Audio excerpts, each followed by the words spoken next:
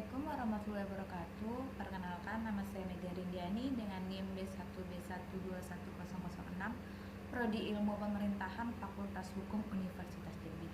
Jadi di sini saya akan mempresentasikan atau membuat video tentang APBD Kabupaten atau Kota, mata kuliah Keuangan Negara.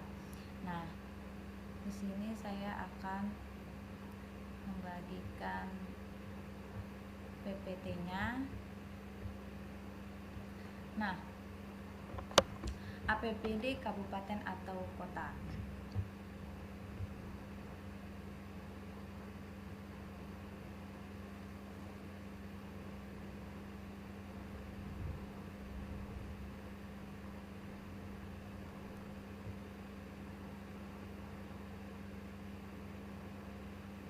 Jadi yang pertama itu ada latar belakang.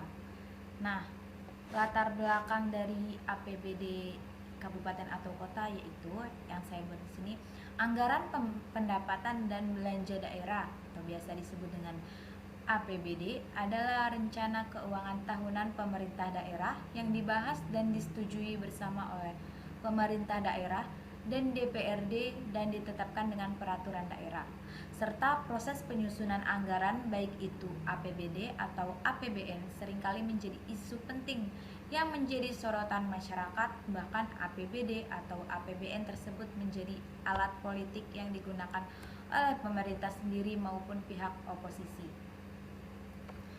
Nah, kemudian Penyusunan anggaran pendapatan adalah suatu rencana yang disusun secara sistematis yang seluruh kegiatan pemerintah atau instansi yang dinyatakan dalam unit moneter atau nilai uang untuk jangka waktu atau periode tertentu yang akan datang. Anggaran pendapatan pada dasarnya merupakan bagian yang tidak terpisahkan dalam penyusunan APBD, di mana dalam penyusunan anggaran pendapatan mempunyai arti penting bagi pemerintah daerah dan membantu kelancaran roda pembangunan dan memberikan isi dan arti kepada tanggung jawab pemerintah serta daerah khususnya sehingga tercipta perencanaan dan pelaksanaan yang sangat efektif. Kemudian pengertian APBD. Anggaran pendapatan dan belanja daerah atau biasa disebut dengan APBD adalah rencana keuangan tahunan pemerintah daerah di Indonesia yang disetujui oleh DPRD atau biasa kita sebut dengan Dewan Perwakilan Rakyat Daerah. APBD atau anggaran pendapatan dan belanja daerah merupakan rencana kerja tahunan untuk mewujudkan kegiatan-kegiatan pemerintah daerah baik rutin maupun pembangunan yang diatur dan diperhitungkan dengan uang. Bagian APBD terdiri atas anggaran pendapatan daerah yaitu terdiri atas PAD atau biasa disebut dengan pendapat asli daerah yang meliputi pajak daerah, restribusi, serta hasil pengelolaan kekayaan daerah dan penerimaan lainnya. Bagian dana perimbangan yang meliputi dana bagi hasil adalah dana alokasi umum atau biasa disebut dengan DAU dan dana alokasi khusus serta pendapatan lain-lain yang sah seperti dana hibah, dana darurat, dan dana bagi hasil pajak dari provinsi dan pemerintah. Daerah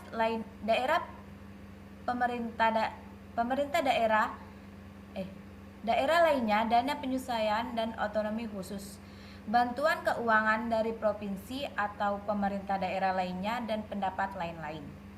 Anggaran belanja yang digunakan untuk keperluan penyelenggaraan tugas pemerintahan di daerah, pembiayaan yaitu setiap penerimaan yang perlu dibayar kembali atau pengeluaran yang akan diterima kembali baik pada tahun anggaran yang bersangkutan maupun tahun-tahun anggaran berikutnya.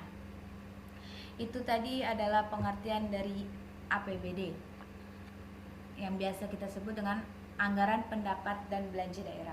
Kemudian di dalam APBD itu terdapat proses-proses penyusunannya. Nah, yang pertama itu ada rencana kerja pemerintah daerah atau RKPD, kemudian ada kebijakan umum APBD, kemudian ada prioritas plafon anggaran sementara, kemudian ada rencana kerja dan anggaran SKPD atau biasa disebut RKA SKPD. Kemudian ada rancangan Perda APBD, kemudian ada Perda APBD.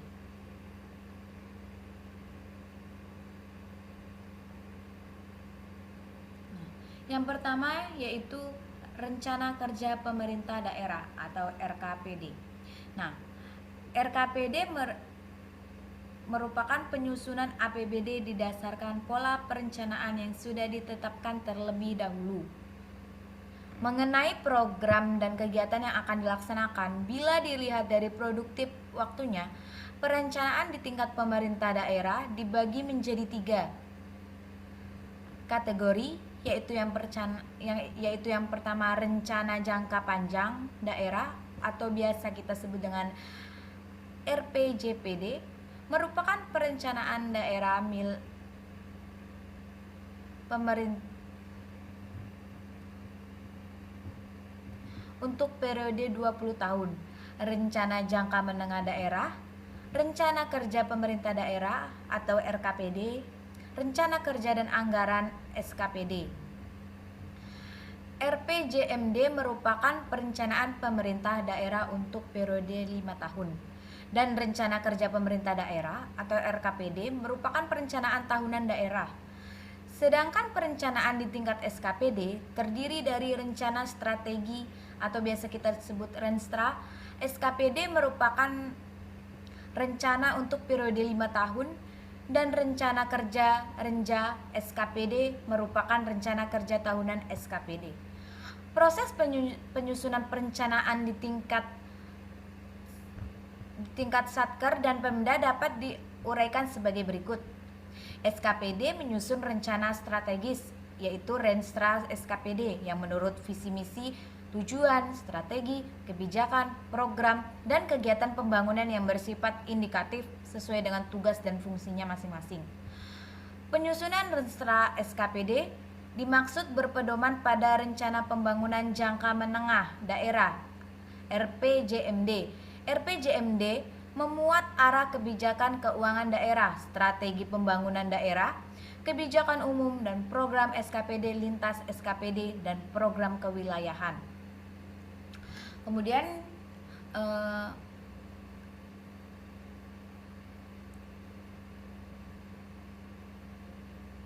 Pemda menyusun rencana kerja pemerintah daerah RKPD yang merupakan penjabaran dari RPJMD dengan menggunakan bahan dari Renja SKPD untuk jangka waktu 1 tahun yang mengacu kepada Renja pemerintah.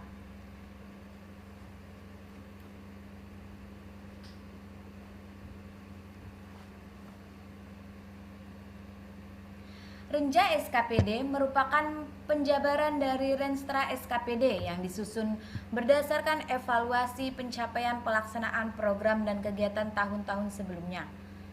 RKPD memuat rancangan kerangka ekonomi daerah, prioritas, pembangunan dan kewajiban daerah, rencana kerja yang terukur dan pendanaannya baik yang dilaksanakan langsung oleh Pemda maupun ditempuh dengan mendorong partisipasi masyarakat.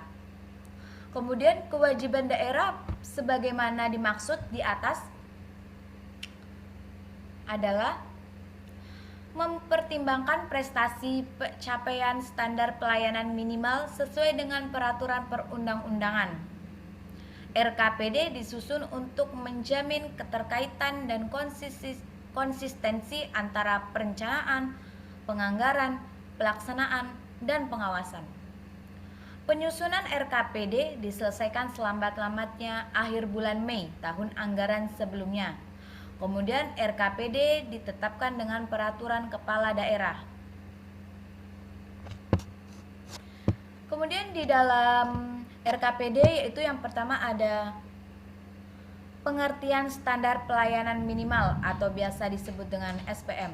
Undang-Undang 32 Tahun 2004 Pasal 11 Ayat 4 menyatakan bahwa penyelenggaraan urusan pemerintahan yang bersifat wajib yang berpedoman pada standar pelayanan minimal dilaksanakan secara bertahap dan ditetapkan oleh suatu pemerintah.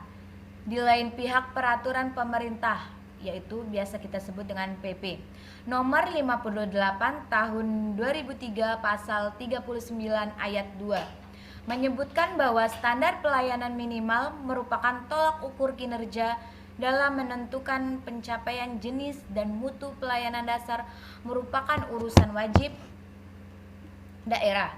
Selain itu, dalam peraturan pemerintah nomor 65 tahun 2005 tentang penyusunan dan penerapan, biasa kita sebut dengan PP, standar pelayanan minimal, ditegaskan bahwa standar pelayanan minimal berisi ketentuan tentang jenis dan mutu pelayanan dasar yang merupakan urusan wajib daerah yang berhak diperoleh masyarakat secara minimal. Kemudian B, manfaat penerapan standar pelayanan minimal. Berdasarkan ketentuan yang tercantum dalam peraturan pemerintah atau PP nomor 65 tahun 2005 tentang penyusunan dan penerapan SPM disebutkan bahwa SPM itu standar pelayanan minimal mempunyai beberapa manfaat, antara lain yang pertama, memberikan jaminan bahwa masyarakat akan menerima suatu pelayanan publik dari pemerintah daerah sehingga akan meningkatkan kepercayaan masyarakat dan terjaminnya hak masyarakat untuk menerima suatu pelayanan dasar dari pemerintah daerah setempat dengan mutu tertentu.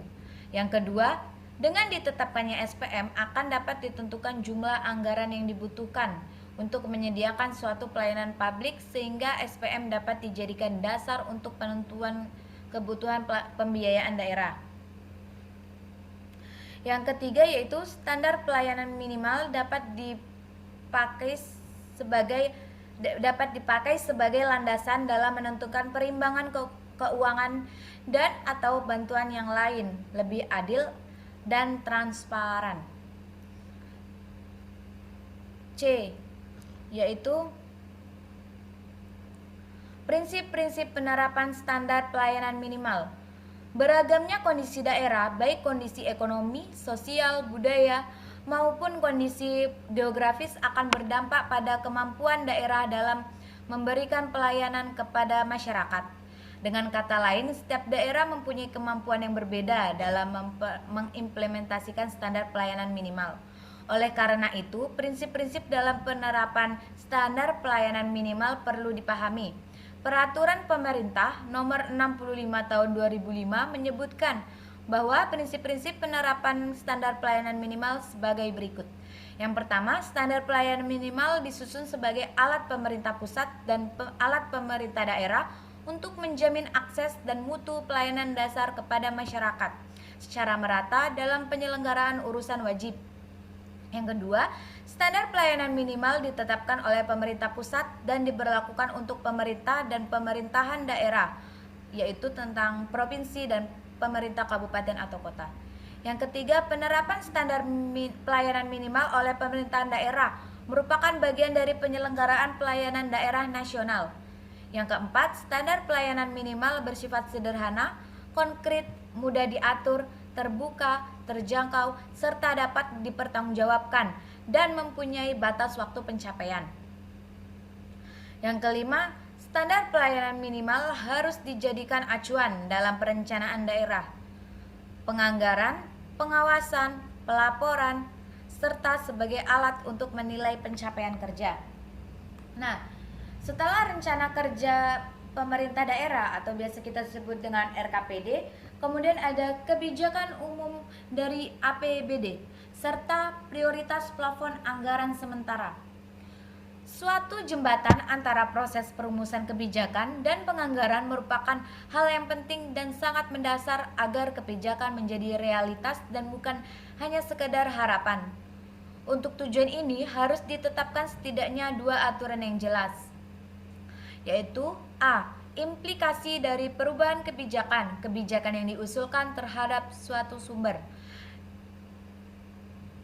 Meskipun dalam estimasi yang kasar, sebelum kebijakan ditetapkan, suatu entitas yang mengajukan kebijakan baru harus dapat menghitung pengaruhnya terhadap pengeluaran publik, baik pengaruhnya terhadap pengeluaran sendiri maupun terhadap departemen pemerintah yang lain. Semua proposal harus dibicarakan. B. Semua proposal harus dibicarakan atau dikonsultasikan dan dikoordinasikan dengan para pihak terkait, seperti Ketua TAPD, Kepala Bapeda, dan Kepala SKPD. Dalam proses penyusunan anggaran, tim anggaran pemerintah daerah TAPD harus bekerja sama dengan baik dengan Satuan Kerja Perangkat Daerah, biasa kita sebut dengan SKPD, untuk menjamin bahwa anggaran disiapkan dalam koridor kebijakan yang sudah ditetapkan, yaitu seperti ditetapkan oleh KUA dan PPAS, dan menjamin semua stakeholders terlibat dalam proses penganggaran sesuai dengan peraturan yang berlaku. Konsultasi dapat memperkuat legislatif untuk menelaah strategi pemerintah dan anggaran. Dengan pendapat antara legislatif dan pemerintah, demikian juga dengan adanya tekanan dari masyarakat, dapat memberi mekanisme yang efektif untuk mengkonsultasi secara halus kebijakan yang terbaik. Pemerintah harus berusaha untuk mengambil umpan balik atas kebijakan dan pelaksanaan anggarannya dari masyarakat, misalnya melalui survei, evaluasi, seminar, dan sebagainya. Akan tetapi, proses penyusunan anggaran menghindari tekanan yang berlebihan dari pihak-pihak yang berkepentingan dari pelobi agar penyusunan anggaran dapat diselesaikan dengan tepat waktu. Yaitu ini contoh dari kebijakan umum APBD. Proses penyusunan KUA adalah sebagai berikut. Yang pertama, kepala daerah berdasarkan RKPD menyusun rancangan kebijakan umum.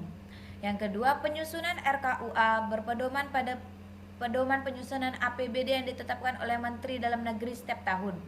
Sebagai contoh, untuk bahan penyusunan APBD tahun 2007, Menteri Dalam Negeri telah menerbitkan Permendagri nomor 26 tahun 2006 tertanggal 1 September 2006 tentang pedoman penyusunan anggaran pendapatan dan belanja daerah tahun anggaran 2007. Yang ketiga, kepala daerah menyampaikan RKUA tahun anggaran berikutnya sebagai landasan penyusunan RAPBD kepada DPRD selambat-lambatnya pertengahan bulan Juni tahun anggaran berjalan. Yang keempat, RKUA yang telah dibahas kepala daerah bersama DPRD dalam pembicaraan pendahuluan RAPD selanjutnya disepakati menjadi kebijakan umum APBD. Pedoman penyusunan anggaran seperti tercantum dalam Permendagri nomor 26 tahun 2006 tersebut antara lain, yang pertama, pokok-pokok kebijakan yang memuat sinkronisasi kebijakan pemerintah dengan pemerintah daerah. Yang kedua, prinsip dan kebijakan penyusunan APBD tahun anggaran bersangkutan. Yang ketiga, teknis penyusunan APBD. Yang keempat, hal-hal khusus lainnya. Kemudian, prioritas dan plafon anggaran sementara. Untuk penyusunan rancangan APBD diperlukan adanya urutan prioritas dan plafon anggaran sementara atau biasa disebut dengan PPAS. PPAS merupakan program prioritas dan patokan batas maksimal anggaran yang diberikan kepada SKPD untuk setiap program sebagai acuan dalam penyusunan RKA SKPD. Proses penyusunan dan pembahasan PPAS menjadi PPA adalah sebagai berikut. Yang pertama, berdasarkan KUA yang telah disepakati Pemda dan DPRD, membahas rancangan prioritas dan plafon anggaran sementara yang disampaikan oleh kepala daerah. Kemudian yang kedua, pembahasan PPAS. Yang ketiga, pembahasan PPAS dilaksanakan dengan langkah-langkah berikut, yaitu yang pertama, menentukan skala prioritas dalam urusan wajib dan urusan pilihan. Yang kedua, menentukan urutan program dan dalam masing-masing urusan. Yang ketiga, penyusunan plafon anggaran sementara untuk masing-masing program.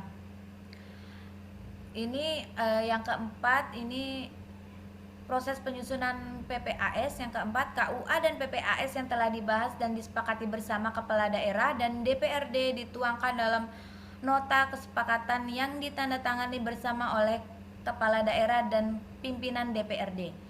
Yang kelima, kepala daerah berdasarkan nota kesepakatan menerbitkan pedoman SKPD RKA SKPD sebagai pedoman kepala SKPD menyusun RKA SKPD. Kemudian yang ketiga yaitu penyusunan rencana dan anggaran SKPD atau biasa disebut dengan RKA SKPD.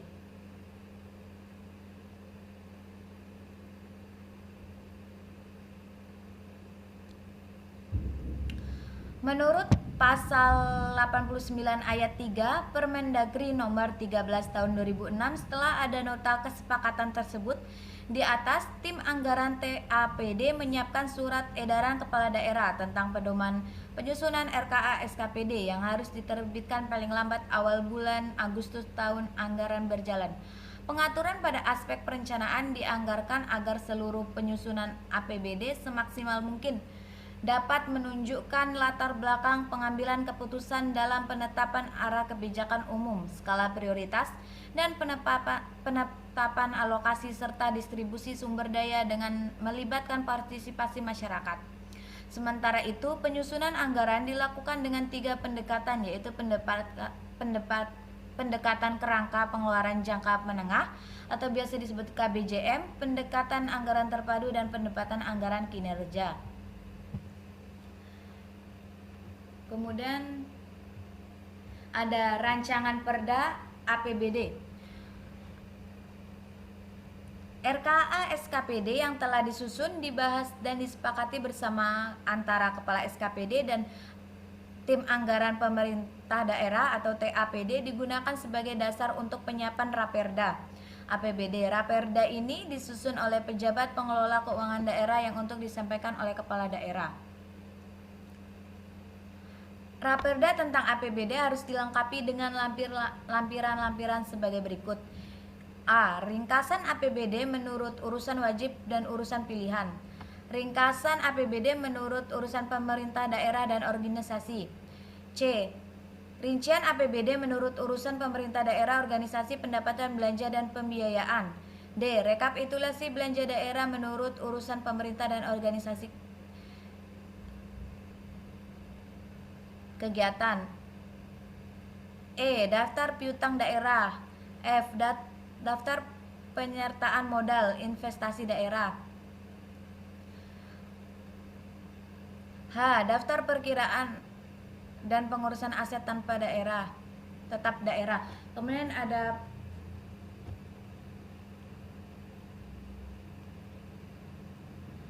ada Perda APBD, itu tadi gabung dengan rancangan Perda APBD. Kemudian di sini ada struktur dari APBD kabupaten atau kota. Nah, yang pertama yaitu ada pendapatan daerah. Pendapatan daerah yaitu pendapatan asli daerah, PAD, yaitu pendapatan sebagai penambah nilai kekayaan bersih menurut Undang-Undang Nomor 33 Tahun 2004 tentang perimbangan keuangan antara pemerintah pusat dan pemerintah daerah. Pendapatan daerah dibagi menjadi 3. Yang pertama yaitu pendapatan asli daerah yang merupakan pendapatan yang diperoleh daerah yang dipungut berdasarkan peraturan daerah sesuai dengan peraturan perundang-undangan. Yang kedua ada dana perimbangan. Dana perimbangan adalah alokasi dana yang berasal dari pemasukan APBN. Dana perimbangan dan nantinya akan dilahirkan kepada wilayah otonom. Kemudian yang ketiga, lain-lain pendapatan daerah yang sah, merupakan seluruh pendapatan daerah selain pendapatan asli daerah dan pendapatan transfer yang meliputi hibah dan dana darurat. Kemudian belanja daerah. Belanja daerah itu dibagi menjadi 2. Belanja daerah itu merupakan semua kewajiban daerah yang diakui sebagai pengurang nilai kekayaan bersih dalam periode tahun anggaran yang berskala Undang-Undang 33 tahun 2004. Belanja daerah itu ada 2. Yang pertama belanja tidak langsung. Belanja tidak langsung ialah kegiatan belanja daerah yang diselenggarakan dan tidak memiliki hubungan apapun secara langsung dengan pelaksanaan program dan kegiatan. Yang kedua, belanja tidak langsung. Belanja tidak langsung merupakan belanja daerah yang dianggarkan dan berhubungan secara langsung dengan pelaksanaan program dan kegiatan pemerintah daerah. Kemudian ada pembiayaan daerah. Pembiayaan daerah yaitu ada dua. Pembiayaan daerah yaitu mempunyai arti semua penerimaan yang perlu dibayar kembali dan atau pengeluaran yang akan diterima kembali baik pada tahun anggaran yang berjalan maupun pada tahun anggaran berikutnya. Penerimaan pembiayaan daerah merupakan semua penerimaan yang perlu dibayar kembali baik pada tahun anggaran yang bersangkutan maupun pada tahun-tahun anggaran berikutnya dan dianggarkan secara bruto dalam APBD.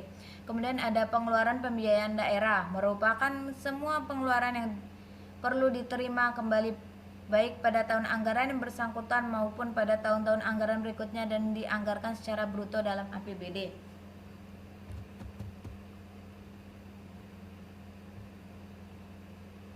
Berdasarkan hasil pembahasan, maka dapat saya tarik kesimpulannya, yaitu yang pertama, penganggaran dan penyusunan APBD harus dilakukan secara detail. Nah, yang kedua, anggaran pendapatan dan belanja daerah selanjutnya harus disingkat. Kemudian yang ketiga, tahapan pengeluaran belanja daerah. Itulah tadi